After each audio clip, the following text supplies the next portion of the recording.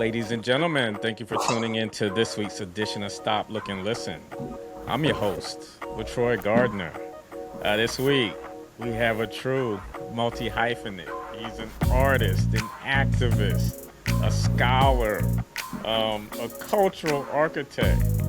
He's Okay. hosting, some shows on YouTube as well. He's worked behind the scenes. He's one half of Channel Live. Taught you how to spark mad isms. I even saw that he's raps Forrest Gump.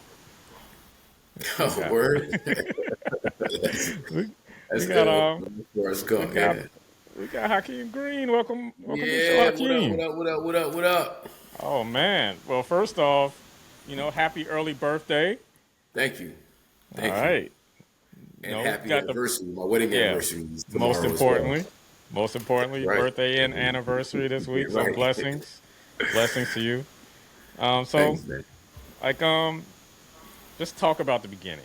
Like let's Okay. start from the beginning. Like what song or MC inspired you like to pick up a pen and a pad and a microphone back in Oh, the day? wow, man. That's happened a bunch of different times. I go back to the 70s, Uh-huh.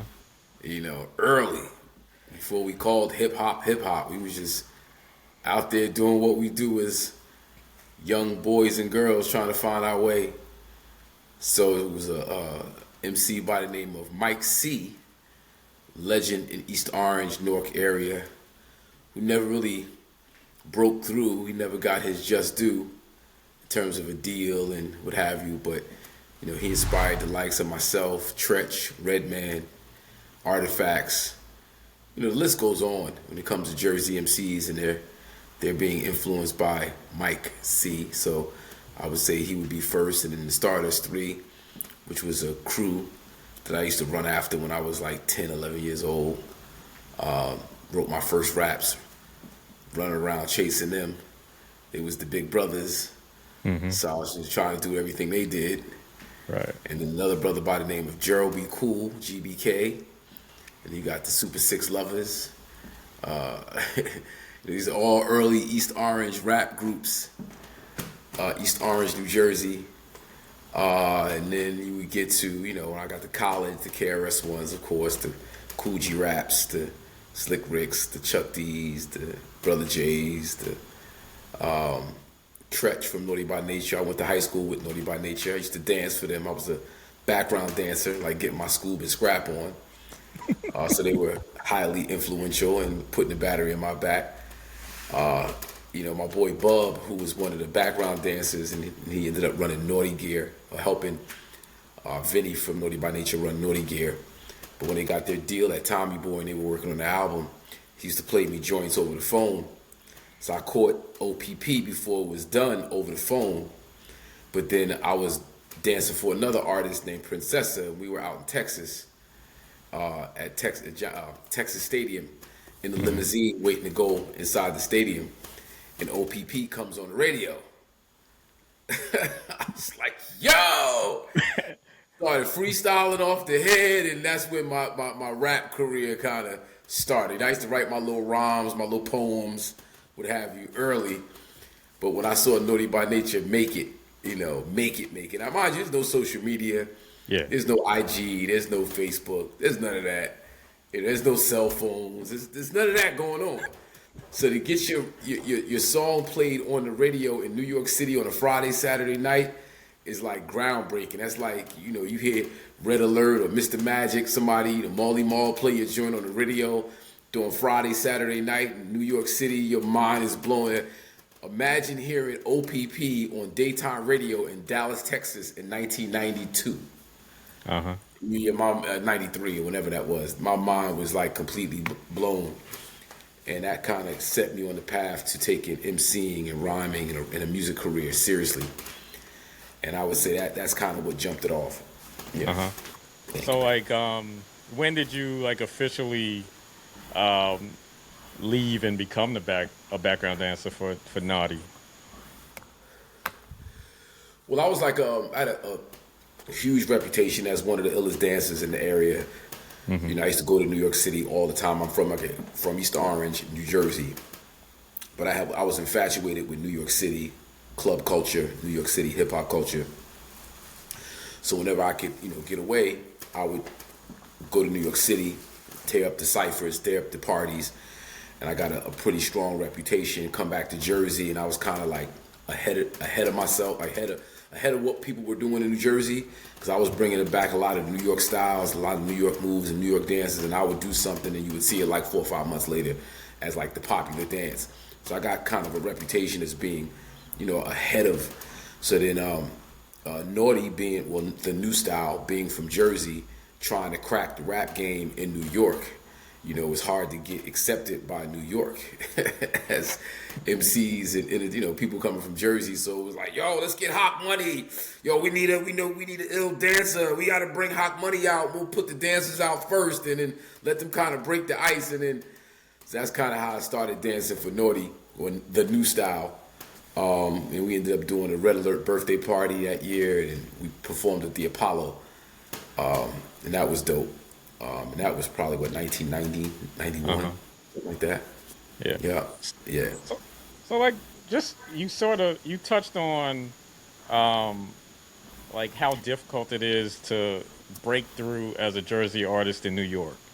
But when we look at all of the MCs from Jersey, like pound for pound, like you all measure up to anybody lyrically. Like you can't really name a whack MC from Jersey.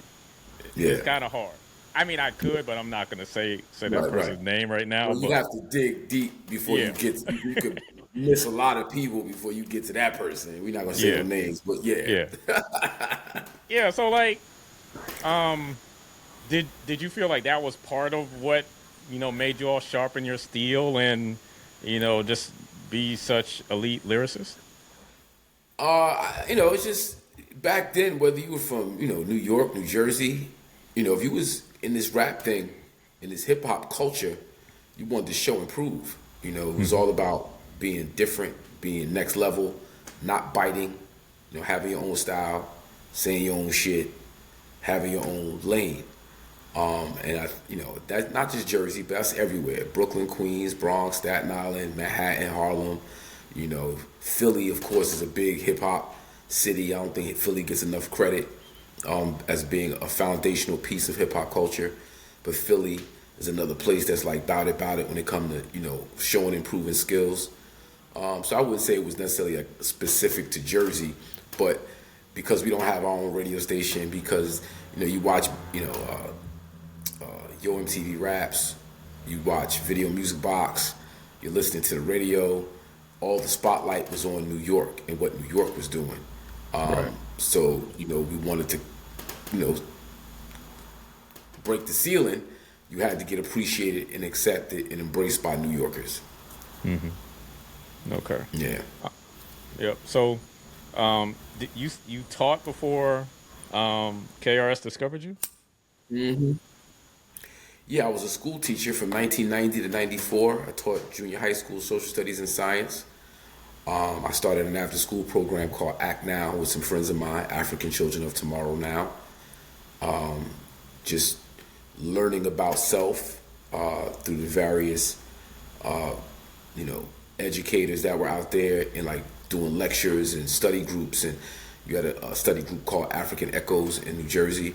So they would bring over like Dr. Ben, Dr. John Henry Clark. They would bring up Ivan Van Sertima. They would bring up the Jeffries. And then the music, the X-Clans, the, Poor Righteous Teachers, the Boogie Down Productions, the Public Enemies, like Black Empowerment, Knowledge Itself.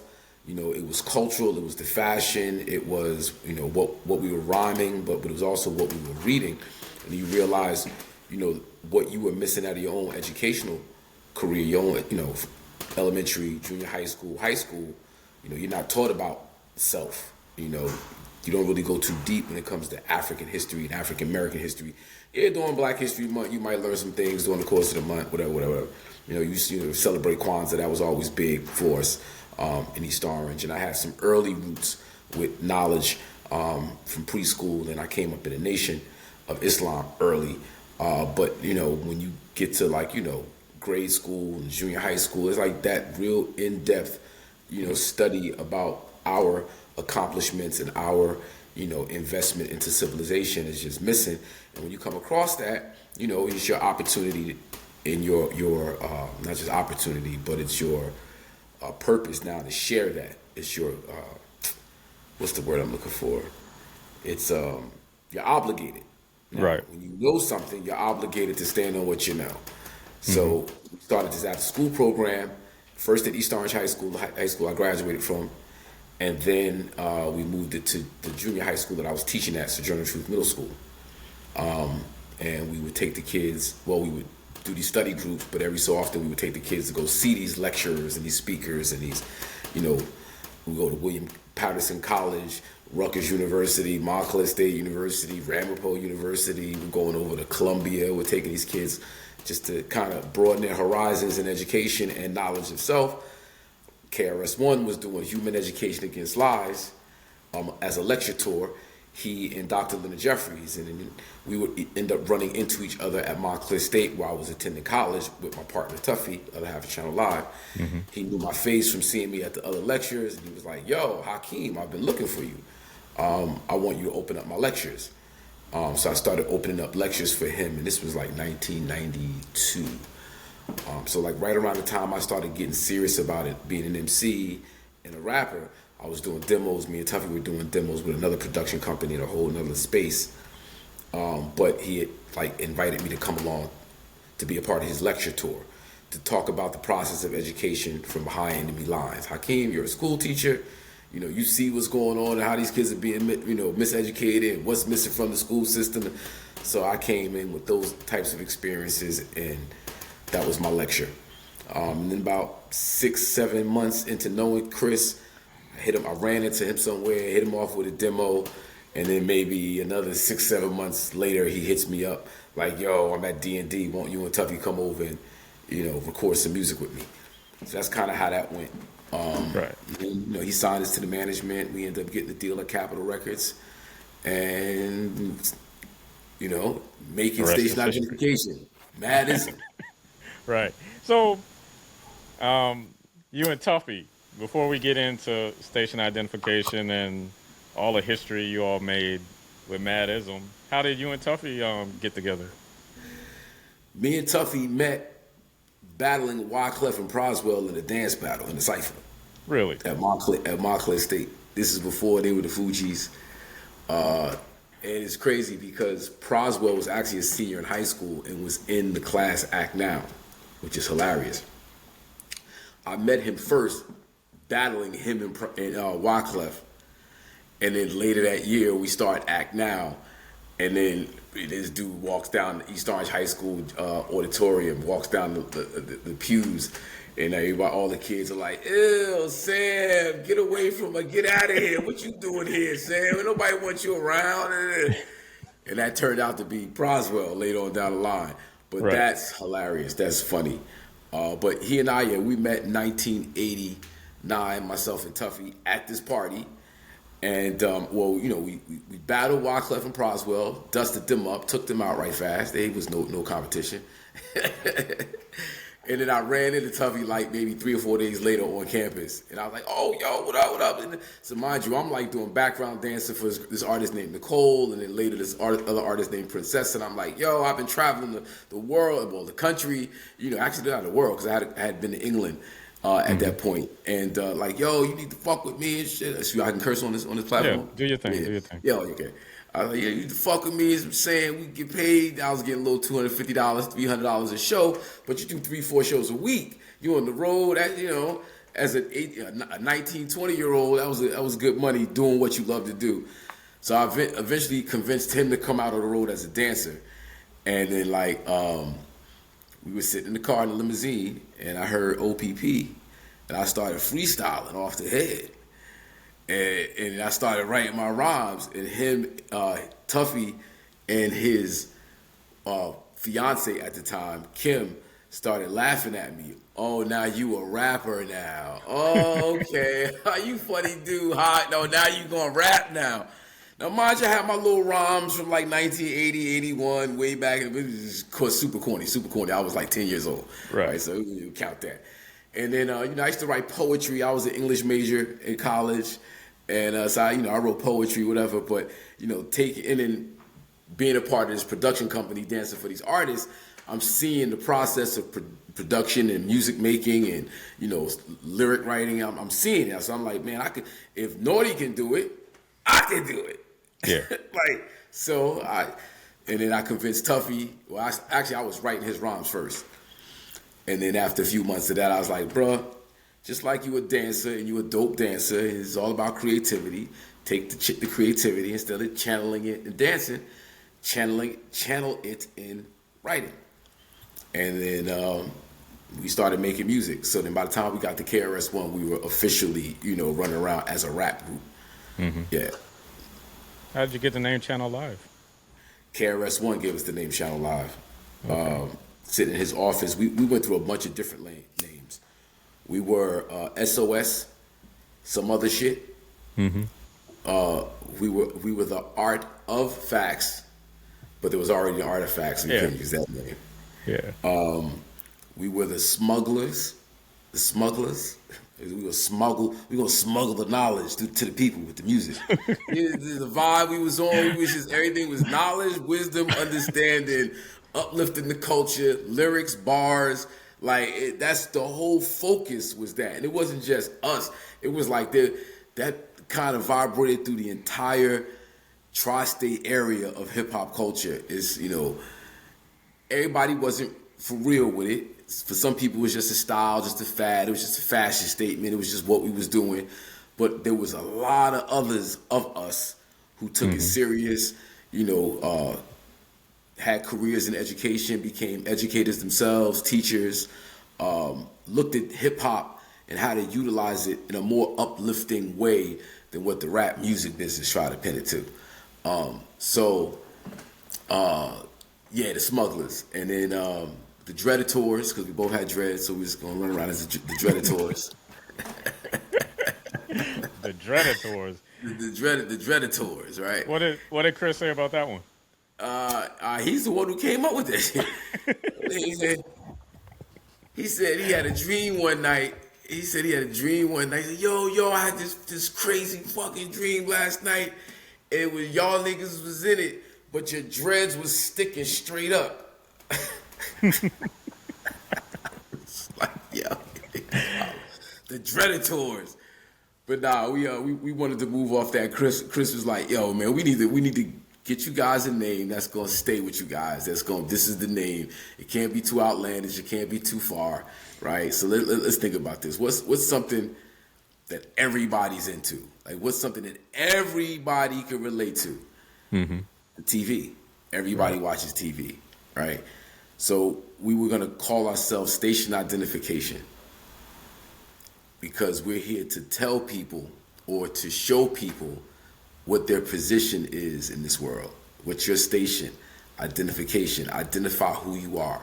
Again, here with the knowledge, right? Mm-hmm. Station identification was too long for the name of a group. Station identification, too many syllables, right? So it's like, all right, well, what's something that, involves the TV? It's okay, what's on channel 1? What's on channel 2? What's on channel 3? What's on channel 4?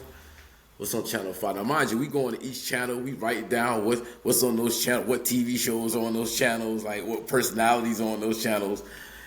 And then we get to channel 5. Channel 5. Channel Live. Yeah, because live is the opposite of evil. Mm-hmm. See, we was always on that. It was another meaning. It was this, but it was under that. It was this. It was really this. So yeah, we stuck with Channel Live, and he was like, Channel Live. Why y'all fuck with that? I'm like, yeah, we fuck with that Channel Live. He said, all right, sleep on it, and tomorrow, if that's we still on the same page, that's the name of the group. And then the album became Station Identification. Okay. All right, so let's get into Station Identification. And it was produced primarily by KRS and Salam Remy. Mm-hmm. Just talk about, you mentioned how you've been rapping for a while at that point, but Tuffy, you were writing his rhymes early on. How hard is it to impress someone as legendary as KRS-One, who at that time people had we talk about the current big three. KRS was in the big three from, the Yeah. golden era of hip hop. Him, Rakim, Yeah. you can say Kane. So like King, Slick Rick, Slick Rick. LL, Yep. that little era, right there, that little space right Hmm. there. Yeah. So how hard was it to impress him? All right, so I went to school with Naughty by Nature. Hmm. So, I used to dance for Naughty by Nature. Yeah. I saw Naughty by Nature form as the new style at my senior year talent show, 1986. Like, it's a talent show. Vin Rock's the host of my senior year talent show. He's a junior. Me and Kay are seniors. Hmm. Vin and Tretch are juniors. And I was in me and my boys did a lip sync of the Beastie Boys, No Sleep Till Brooklyn, and Paul Revere. And so I was faking the funk. And then, so Vin is hosting, Kay and Tretch come out, they're about to start, the Zigga Ziggas start, and then the sound system goes out. And then Vin starts beatboxing, and Tretch hops on the beatbox. The whole auditorium just explodes. Now I say all that to say, just in terms of lyricism and trying to impress somebody, like Tretch is one of them ones. Like he's one of them ones. Yeah. Now, so I had my demo tape. We were trying to sign to Naughty by Nature. We were trying to sign to KG, but wasn't being taken seriously. And then we had a demo with KRS-One produced, and I played it for K. And he was like, I ain't telling who was doing the beats though. We sitting at Oval Park. He's sitting on the bleachers. He like, yo, it's kind of hard. This is dope. Who doing y'all production? I'm like, KRS-One. Stop playing, ha. Nah, dead up, KRS-One. Let me tell you another story. So Dancing for Nicole, 1990, I think. 1990, Dancing for Nicole, she was signed to Sleeping Bag Records. So she had gotten tickets to see Boogie Down Productions at the Apollo. And she wasn't into hip hop like that. So she was like, here, you in the hip hop hot here, take these tickets. So I went and took Vin and K to go see KRS-One, Boogie Down Productions, the Ghetto Music Blueprint of Hip Hop tour at the Apollo. Now, spin it back even further. KG's the one who introduced me to Criminal Minded. I walk in the homeroom class, 1987, and he's sitting there with the album on the desk. And I see these two cats on the album cover holding guns, the Criminal Minded album. Scott LaRock, KRS-One, got the guns, got the bullets, So I'm looking, I'm like, yo, who are these jokers? He was like, yo, these cats that did South Bronx. You come on, Hockey, Boogie Down Production. I'm like, damn, they ain't jokers on the album cover with guns. They ain't trying to sell no records. Jokingly. K-Lab, you funny, you funny, you stupid. But I say all that to say how kind of life kind of works. Like things are happening and relationships are being made and there's connections being made that kind of 360 at a later point, and you have no idea that that's going on. I'm watching Naughty by Nature be one of the greatest rap groups of all time. I grew up with them, they're family to me. KRS-One, how I met him really through education. It wasn't about music, it was through education. So how did I impress KRS-One? First, as an educator, and then being able to represent hip-hop, the culture of hip-hop in a certain way. And then the raps, what we was talking about was just who we were. So it was easy to see it. He got it, he understood it, and he was like, let's go. But we had to dumb it down, and we didn't really dumb it down the way we probably should have dumbed it down.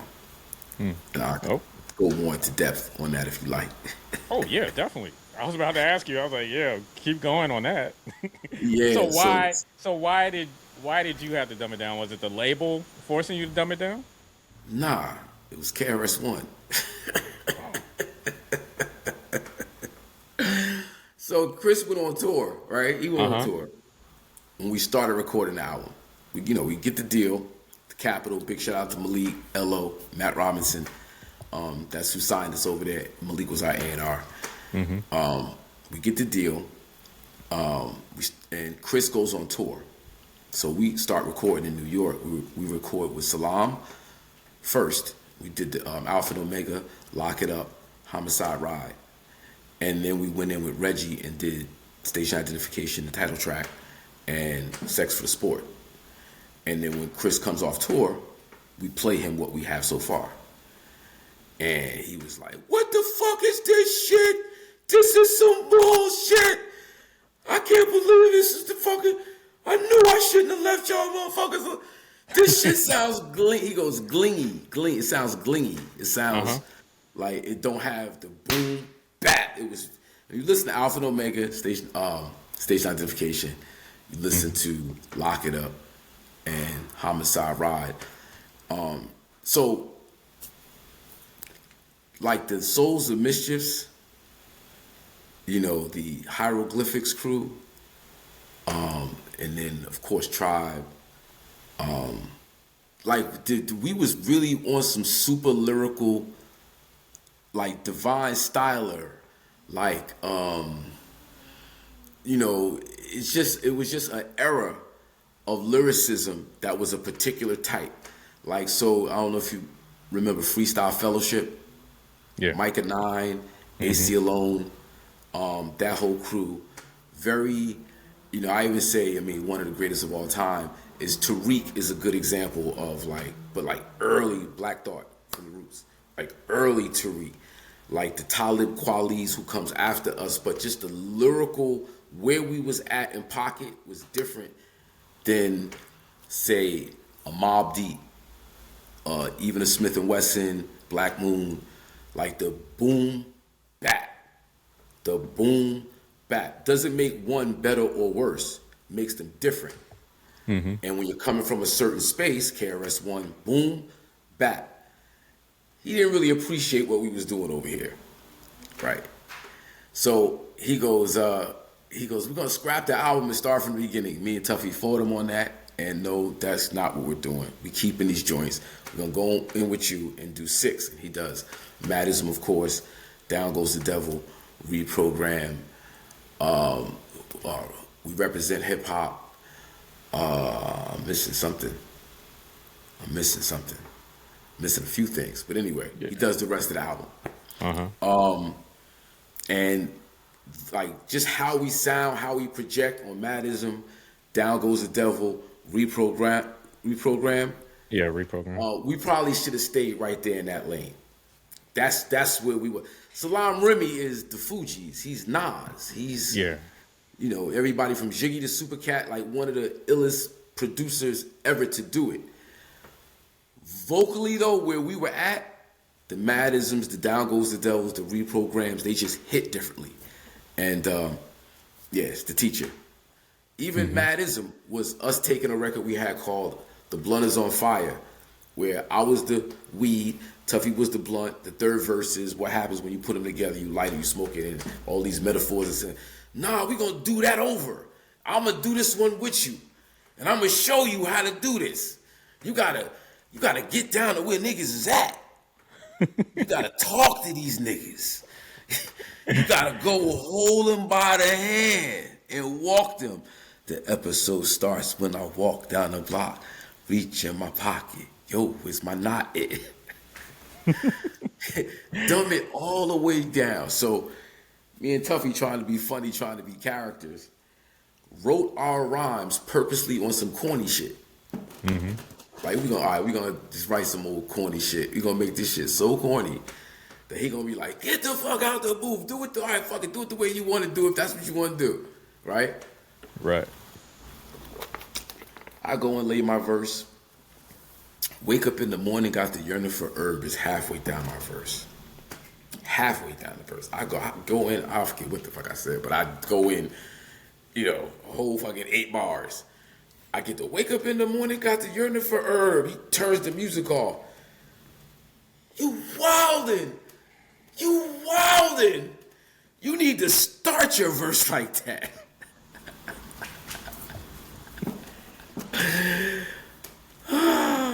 So, Madism was me and Tuffy dumbing it all the way down. Yeah. Dumbing it down. Well, I mean, he's a teacher for a reason. Right. Now, mind you, we do the album and then we let everybody pick the single. And we sent out a few different songs off the album as tests. And unanimously, Madism was the choice. Of course, Chris was on it. So it's like, okay, yeah. Chris is on it. Everybody wants the KRS-One record. But from, Wake Up in the Morning, Got There in It For Her, the whole fucking song. Like, it's bars, it's boom bap, the track is incredible, scratches is incredible, and you got the teacher on it. So it's like, you can't really go wrong with it. Yeah, and I mean, he was scorching hot again. Like, at that point, just release Return of the Boom Bap with, like, MCs Act Like They Don't Know and Black Cop and Sounds of the Police. Yeah, so I mean, it was an alley-oop, in my opinion. Like, having him on that, and then, Mad Lion was coming out shortly, so cooking with gasoline at that point. Yeah, actually, Mad Lion was before us. He already had Shoot to Kill. Shoot to kill every day. Shoot to kill sound boy. Gun without a limit. Big shout out to Mad Lion. And then Take It Easy. We tried to take that from him. He wasn't feeling the beat initially. What? He walked in the Battery Studios and the beat is up. Me and Tommy was like, yo, this shit is crazy. Who's this for? This is for us, right? And he was in the booth. He was like, y'all like this?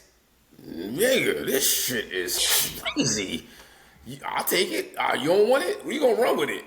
No. Nah. He did Take It Easy. And he fucking murdered that shit.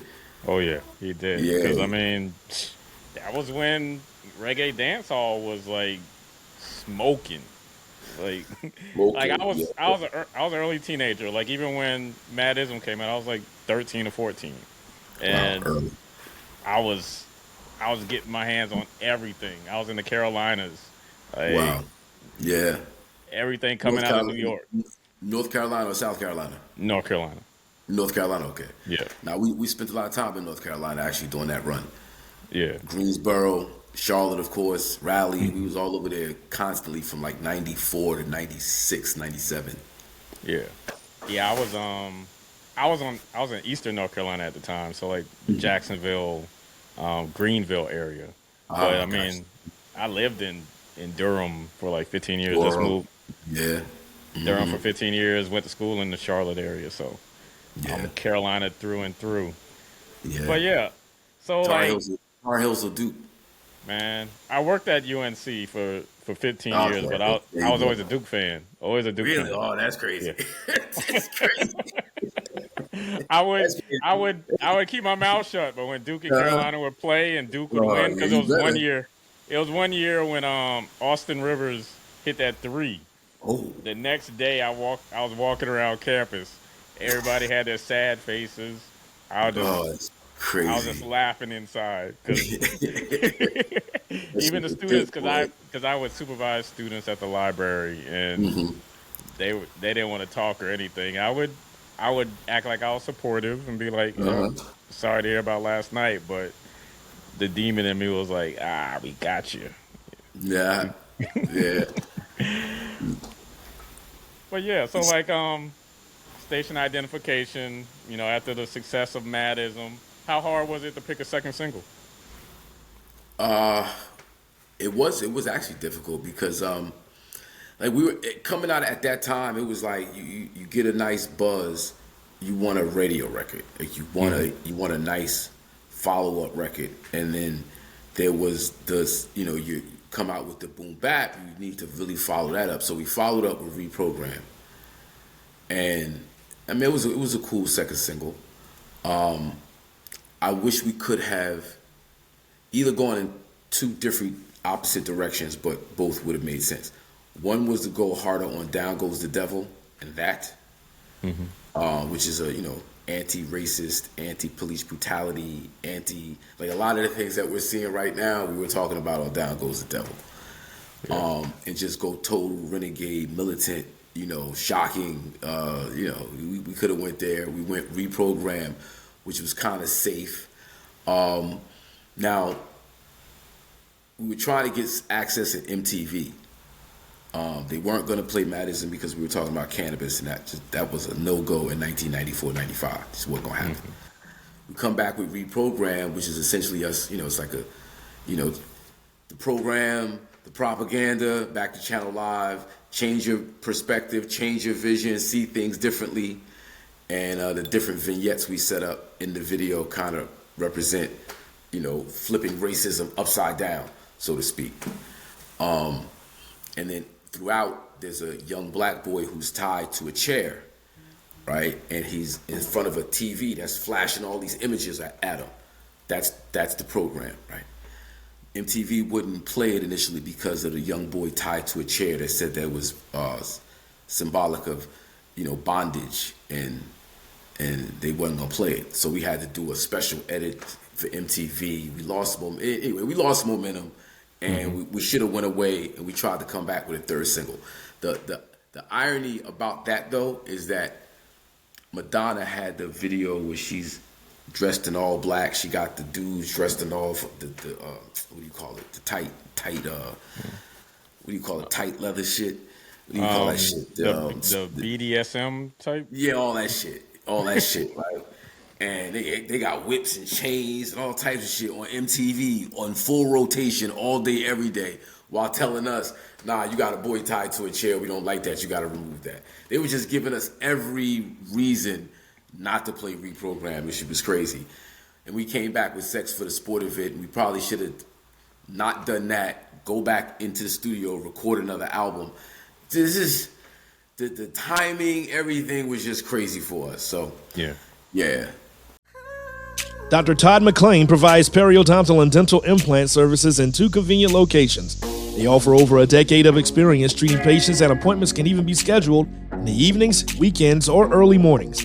Give them a call in Chapel Hill at 919-537-9774 or in Durham at 919-484-8338, or visit them online at gumsandimplants.org.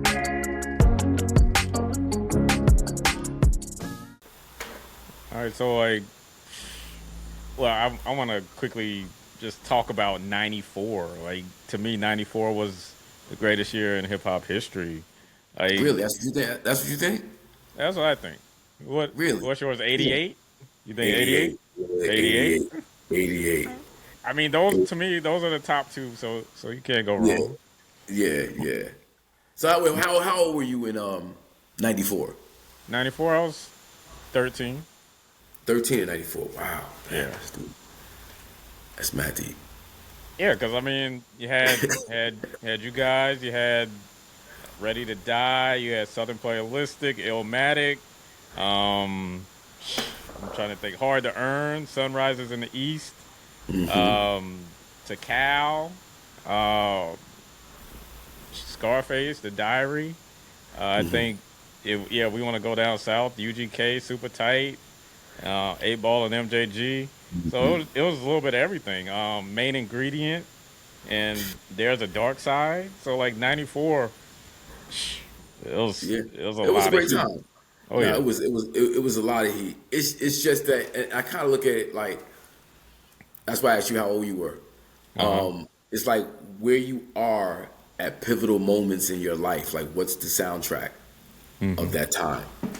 And just that year 88 for me at 19 years old, 18, 19, 20, what was happening just in the culture, what we were going through. That's why I relate those artists to that time, where you have to have those experiences to look at it the same way. Not to say that any of those artists wouldn't be in somebody's top 5.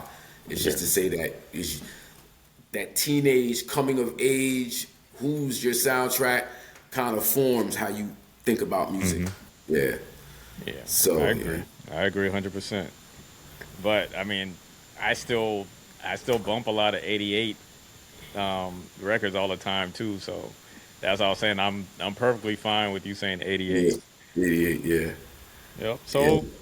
So like Armageddon in 2000. What led to the, I guess, the hiatus from station identification to Armageddon being like 5, 6 years? Yeah, so Capitol shut their black music department down. So we Hmm. had myself, well, Channel Live, Milkbone, you had AC Alone as a solo artist. He was signed there. Tracy Spencer, Portrait, uh, Brownstone. But in the hip hop, it wasn't. They didn't really have much going on outside of Channel Live, and then they made a little noise with Milkbone, and that's coming off the heels of Hammer, where Hammer was the biggest pop star in the history of hip hop at that point. But the budget, the amount of money that Capitol ended up spending, they lost money. So they didn't understand hip hop and how to work a hip hop record, or how to sustain a hip hop artist over a long period of time, right? Throw a bunch of stuff on the wall, see what stick. And I think we got caught up in that. I don't think that they really thought that we'd have the success that we did have, actually. And then them shutting their black music department down, Channel Live, Portrait, Tracy Spencer goes to EMI. We record an entire album with EMI, but they ended up getting sold to Virgin. So you trim the fat. We got caught up in the trimming of the fat, and that was that. And then between 96, 97, just trying to figure it out, maintaining. We started a talk show in 1990, from 97 to 99, called Illegal Broadcasters. It was myself, the other half of Channel Live, Tuffy, on 88hiphop.com, an early hip hop interview platform on the internet. Early. We interviewed Fat Joe, Mui Abu Jamal from jail. We did a good year and a half of shows once a month. Shit was dope. We turned that into a company called Illegal Broadcasters. Myself, Tuffy, Benny Boom. We end up hooking up with Shakim and Latifah, who offered a deal, Family Love. Went in, recorded the album, Armageddon, with Method Man, Black Rob, Queen Latifah, Carl Thomas. Benny Boom rapping on the album, Benny Boom, the video director. Our first single, or our only single, off Armageddon was Wild Out 2K. That was Benny's first video as a video director. And then Benny Boom would go on to direct some of your favorite videos, everybody from Nelly, Lil Wayne, Glorilla. He's done easily 350, 400 videos. Puff. Jeezy. His list is long. Anyway. That Well, was I didn't know he rapped. Yeah. He started out as the third member of Channel Live. The official, unofficial third member of Channel Live, but then we created a crew called Illegal Broadcasters, or IBC. And then we created a film company called Guerrilla Flicks, and then a lot of the videos that Benny did was going through Guerrilla Flicks. So we were signing artists. This is after Armageddon, though, so let me just stick with Armageddon. That was Benny's first video as video director, and Carl Thomas is on that album. Mike City produced the majority of that album, along with Poison Ivy, Chucky Madness from Queens. I'm forgetting somebody. Buddha and Shamello, rest in peace, Shamello, who also produced "Put Your Hands Where My Eyes Can See" by Busta Rhymes. So Mike City produced the majority of that album. We introduced Carl to Mike City, Carl Thomas to Mike City. Mike City produced "I Wish I Never Met Her," produced and wrote. Channel Live was the conduit for that song. So it's like the album itself didn't pop off, but these other things that it was the launching pad for these other things that ended up having like tremendous success. So that was Armageddon. Well, before you leave Armageddon, like Temptation, that was a song that I would be hearing like on the mixtape circuit.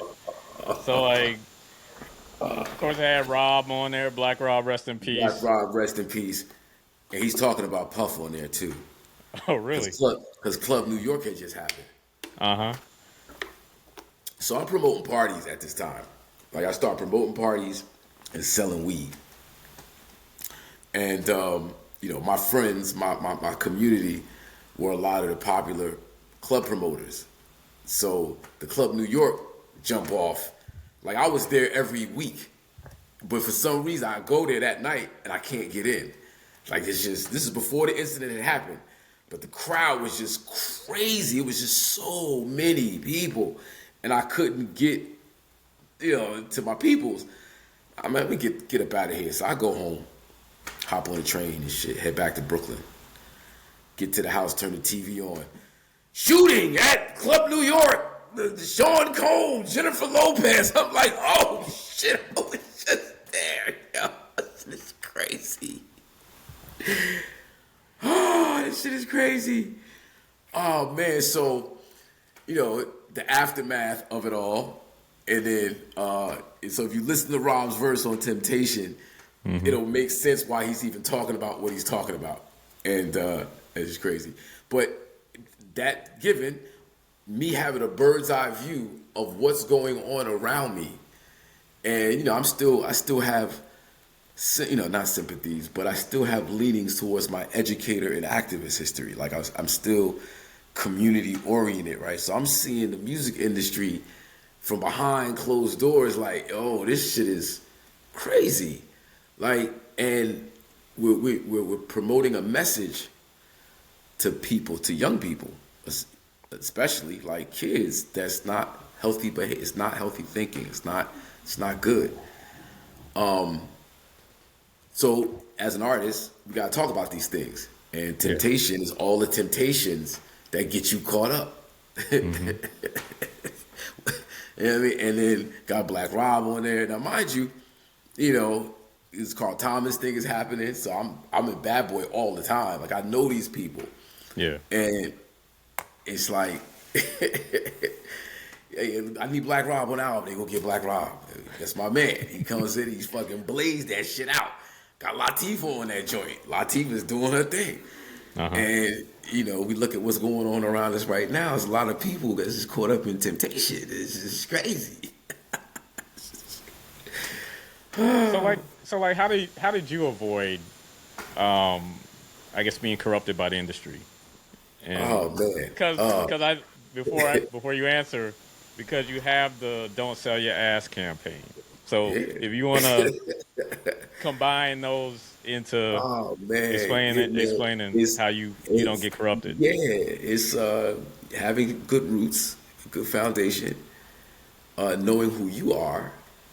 Like we know who you are, and I'm not doing that. I'm not putting myself in that position to even have to, and it's a lot of, doors get shut on you and you don't know why, and it's God protecting you from the bullshit. Mm-hmm. Somebody says I see earlier on Instagram about one-hit wonders are the people who didn't sell their ass. And I never looked at it that way, but I mean it's kind of like you get put in situations, you get offered things, and it's not people are doing it necessarily. Okay, I'm gonna get you. I'm gonna use this to. Nah, nigga, my movement is up here. This is my movement. When I move, everybody moves with me. You want to be down with my movement? Word, okay. Here, sign this, and then you sign. Here, come on, let's move. And you moving, and then while you moving, it's other shit happening. Now, what you gonna do? You gonna get down with the get down, or you gonna keep it moving? You gonna turn a blind eye, or you gonna call foul? And I tend to call foul on niggas. Mm-hmm. I tend to call that shit out. Not like I actually led a boycott on Bad Boy. I helped lead a boycott on Bad Boy in 2012 around the Coke Boys campaign, mm-hmm. and it was just like, yo, bro, enough is enough, man. Come on, like. We selling our people death. We selling our people poison. We selling our people, just savage behavior. And at what point is enough enough? And so yeah, in my music, I tend to call that shit out. Don't sell your ass. And we all got our crosses to carry. We all got our shit. Ain't nobody perfect. Not me either. I ain't perfect. But there's got to be a line that we're just not gonna cross. There's got to be a level of respect that we're just gonna uphold. We're gonna stay on code. All right, right. We're not gonna go that far. You know what I mean? And when people are willing to go that far, I'm over here. Right. So let's talk about the art of pivoting. You touched on it a little bit. What? The art of pivoting. So you kind of touched on it. You touched on it with, being a conduit, facilitating a lot of Carl Thomas's moves. But you were doing a lot. Some. Okay. Yeah, some. Some. No, I don't claim it's not mine. Yeah. So you did a lot of stuff behind the scenes, like that. The average person wouldn't be aware of. So share some of that. All right. So the Benny Boom being, his career as a video director starts with Wild Out 2K, our first video. That opportunity that we got at Flavor Unit, courtesy of Hakim and Latif. Big shout out to them. I can never thank them enough. Latif, big shout out to you, my bro.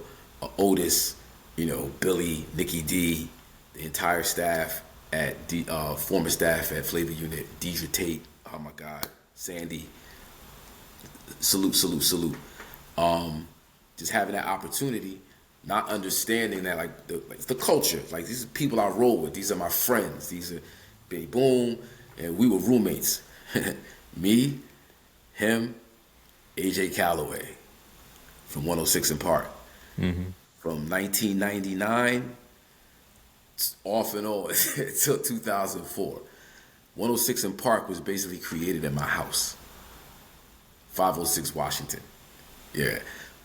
AJ was on 106 in Park for a good year and then moved out. Lee Harris, the creative brainchild and producer of 106 in Park, moved in. Yeah, it's just... Yeah, crazy. It's a lot of, and I was the weed man. So everybody from Red, Meth, Onyx, Junior Mafia, everybody's coming through the crib. Ja Rule, everybody's coming through the crib. So it was kind of, we was kind of lit, right? So to see that jump off and to know I had, a part in that makes me extremely proud because he took the vision to places nobody saw. He saw it. He knew what it was. Because he went to film school, and he had been working behind the scenes on film and video for a minute. But the Wild Out 2K, he got his shot and he put his foot all the way in it. I love that video. So yeah, I'm happy that he's extremely successful. And then the Carl project. Being a part of that, Carl Thomas and I and Tuffy were all friends since 90, 91. And this is on the grind, on the come up. Ain't nobody making no money. I'm a school teacher by day on substitute teacher salary. It's a whole nother story. I'm a full-blown teacher, workload, parent-teacher conferences, grades, the whole 9 yards. But I was only a substitute teacher. Crazy story. But I was doing that by day and going to school at night to finish my degree. And then, it just was too much. I was doing way too much for too many people. Me kind of pulling the anchor along, forcing the issue, making it happen. It was all right, something's got to give. So I withdrew from college. And, that next year we got the deal. So it was it was all to the good. But so let me see. You got Benny, Mike, Mike City. Tuffy goes out to California, works with Mike City. I stay in New York to work with Benny on the film stuff. We signed an artist to actually Jay-Z's first artist as president of Def Jam was our artist, Sam Scarfo and Gorilla Pimp. That's a whole episode. We ain't got to get into that. Yeah. That's a crazy story. That's a crazy story. Uh, and then I go get with Chris. We start the Stop the Violence Movement as a nonprofit. I helped run that for about a year and a half. Mm-hmm. And then I get back to Newark in 2010, to East Orange, Newark in 2010. I had a program called the For Life Initiative, using education and activism to reach out to folks. And then that work would spiral into the support of Ras Baraka, who is now the current mayor of Newark, New Jersey. And for me, more importantly, 24 Hours of Peace, the creation of 24 Hours of Peace, Peace, Love, Unity, Safety, Having Fun, which is an annual peace festival that I co-produce with the city of Newark. It's really my brainchild come to life using hip hop culture, not as what we do, but how we do it. And, the way we relate, the way we network, the way we build with each other, but more focused behind the mayor's initiative, violence is a public health issue. So, working in coordination with all of the different departments in the city, looking to find ways to bring peace in people's lives. And we've been extremely successful. And it's also my company, one of my companies, 24 Hours of Peace, Inc., where we have developed a curriculum, the Build Your Skills curriculum, using the culture to teach life skills. Basketball is life is kind of the focus right now, using basketball as a critical thinking teaching tool. So all these things behind the scenes that I'm doing, like people go to one hit wonder, and it's like, well, different kind of hits. Right. Different kind of hits. Yeah, song wise, but not even song wise, because the remix of Brandy's Best Friend, that's a hit. Mm-hmm. We did the title track to the Blade soundtrack, the first project, and it's actually one of the only plaques that I have, but that's a hit. Free Mumia was a hit in conscious circles. Anyway. Well, what do you feel is your magnum opus as far as? Oh, it's Madison. I was gonna say, like, okay, all right, you wasn't okay. Your contribution to the culture. Is it Madism? Is it 24 Hours of Peace? Is it Madism? No, it hasn't happened yet. Oh, it hasn't? Nah, not my magnum opus. Nah, it hasn't happened yet. Nah. Like when I perform, Madism is that's where I thought you were going. So man, when I gotta perform, like Madism is like the. Oh, yeah, without a doubt. In terms of like what I do, like it hasn't happened yet. I got some things cooking right now that executed the right way. It's impactful. So like I know Do It All is in the politics directly. Yeah. You work with the politicians like Ras Baraka and others in New Jersey. Do you feel like you have a greater impact from the outside looking in, or being being inside and working outwardly? Nah, I like the lane that I'm in as an outside in person. I'm an artist and a creative. That's what I am. I'm an artist, I'm a creative, and how I approach. So it's like there's politics and then there's civic engagement, right? Politics everywhere. Politics on every level of life. There's politics. Who you know? What relationship do you have to this thing that you're trying to get something out of or get something from? That's politics to me. Civic engagement is like, okay, knowing how government works and then how to utilize not just politics, but the actual work to benefit the people. So I don't want to be out of that space. When you enter into politics, it's a totally different game. It's a totally different hustle, so to speak, lack of a better term. But we need people in politics. We need people in government. Absolutely. I just like to use my voice to move the needle more, and I like to put, I'm good. Yeah. Be able to sleep at night. Yeah. Oh, I love sleep. Sleep is an incredible thing, sleep. Oh yeah, I love me time. You know what I mean? It's really Yeah. it's it. So like get into Madism Inc. Like I Okay. go on the website, I see the all we do is spark Madism gear. You got the programming, Madism sports. You're doing the interview show. You had Ron Lawrence on the other day from Yeah. one of the hit men. Like you're going back to the what was it, the 88 radio, 88 hip hop. 88 Yeah. hip Oh yeah. hop Oh yeah. days. So I always like the Gil Nobles of the world. Mm-hmm. Yeah, even Donahue. Like I used to I appreciated Donahue growing up. I appreciated Gil Noble growing Yeah. up. I appreciated Tony Brown's Journal growing up. You Mm-hmm. know, just people there feeding us mentally, feeding us with knowledge and how to navigate as black men and women, having that, you know, so, you know, not to say I'm trying to be like them, but I'm trying to be like them. Right. I think we need that as a people, and not Yeah. just as hip hop culture, but as black people, people of color, original man and woman.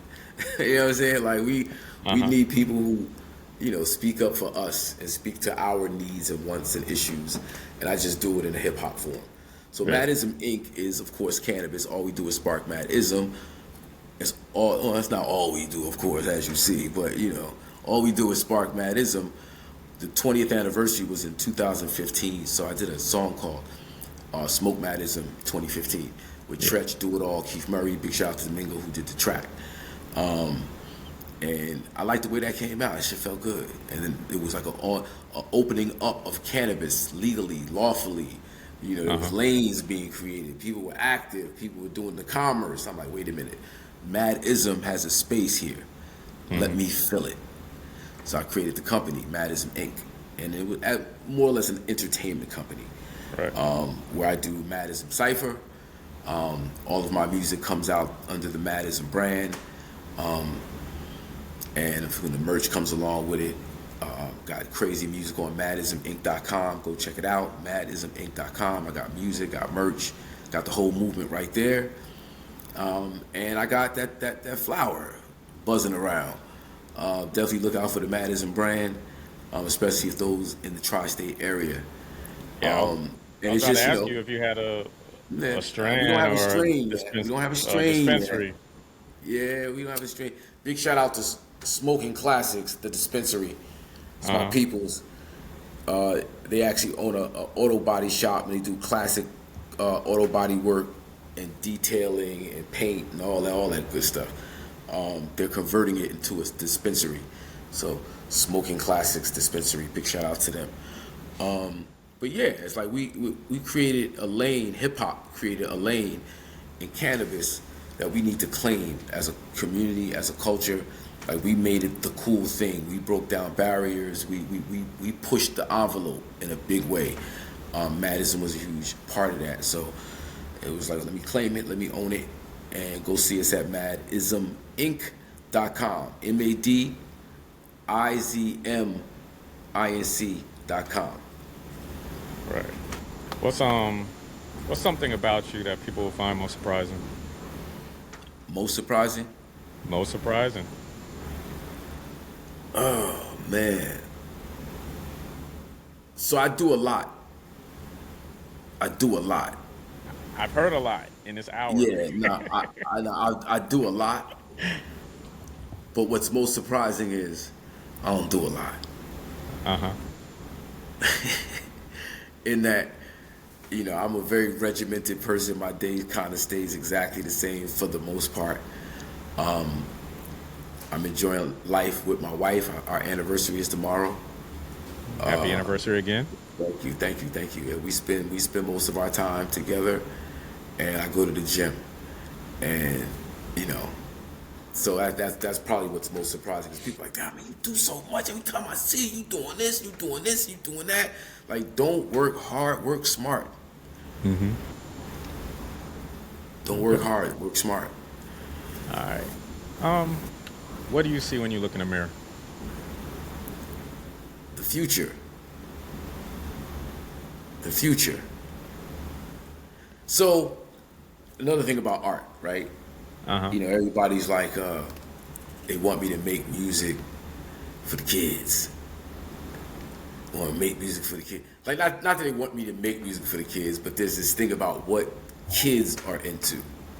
Right? What the younger generation, because commercially, the younger generation moves commerce in a capitalist society. They're the ones who want. Parents have the actual money in their pocket, but it's about what the kids want, right? The kids aren't always going to be kids, right? So at some point, they're going to be looking for messaging that speaks to their adult nature when they become adults. So somebody has to be creating music that's digestible for the adult mind in the future, right? I don't know if you know the story of Vincent Van Gogh. What, chopping the ear off? When he was alive, they laughed at him, and his art wasn't appreciated. 70 years after he died, he's considered one of the greatest artists to ever live. Not to say you gotta die to be appreciated. That's not what we're saying. But Biggie said, "You're nobody till somebody kills you." And that's just, as we move on, we actually increase with value. So create, just be creative, put art out, and make your stamp by just living. That's the dope thing about hip hop. Like when we were creating the culture, we didn't know we were creating the culture. We were literally just living. You got to know how to build an infrastructure to capture your value, right? And then, once that's perfected, and you can truly just live, the value of what you create, whether it's monetary or just otherwise, becomes so much greater over time. So, like, if Channel Live dropped Mr. President in 2026, what would it sound like? I'll send it to you right now. Okay. I'll send it to you right now. It's called commentating. Oh my God. What's your email address? LeTroyG@gmail.com. Or just text it to me, because you got the number. I want you to play it right now, though. Oh, okay. I want you to pay, if that's okay. Yeah, we got time. LeTroy? LeTroyG@gmail.com. @gmail.com. And I appreciate this too, because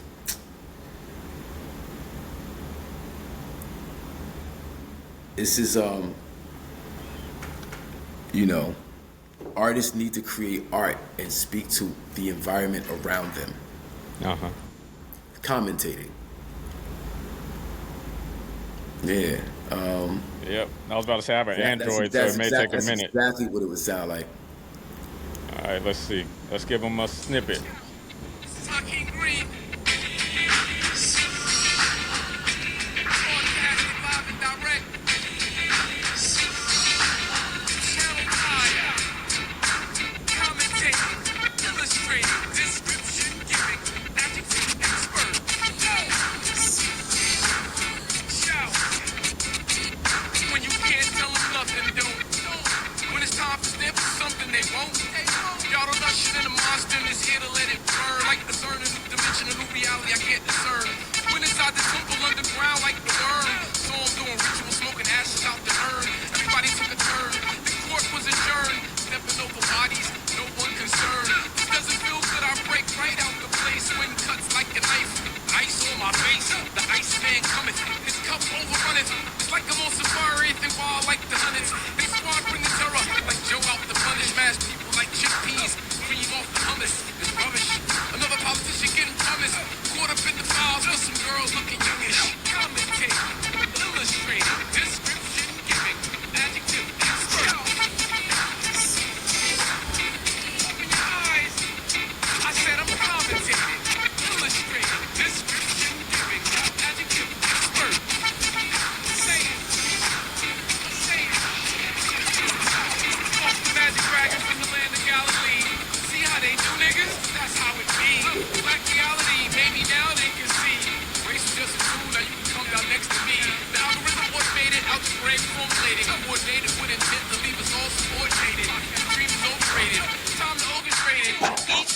Which one is how we circulate it? Organize the take it, yo, where broken at? Let's round in the tunnel, doing a knowledge rolling cash. I try to switch, I feel I mean, taught me how to rap. Yeah, ill and free will be until they put that brother back. Right to the earth, but I like my toast when it's French. They stench like the French, the more spoke about the stench, put them down with culture. They gave thanks to fully lynch. These crackers must be crazy if they think we got the flinch. Illustrate, description, giving, adjective, All right. Yeah. I'm hearing you touching on ICE. Hearing you touching on Epstein. Okay.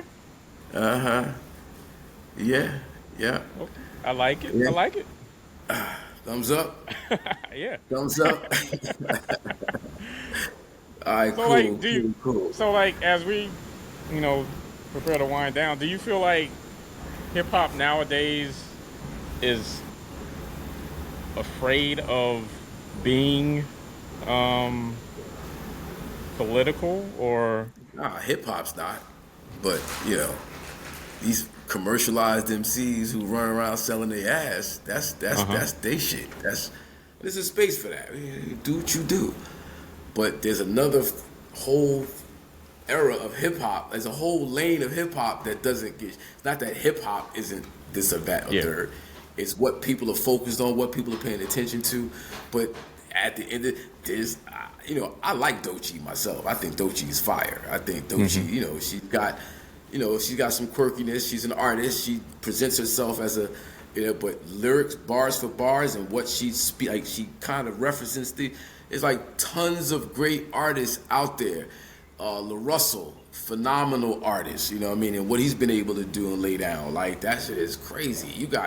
There's a lot of good hip hop out there, and we be looking at, the Sexy Reds in them and the whatever, and that's hip hop. Like, that's what they're doing.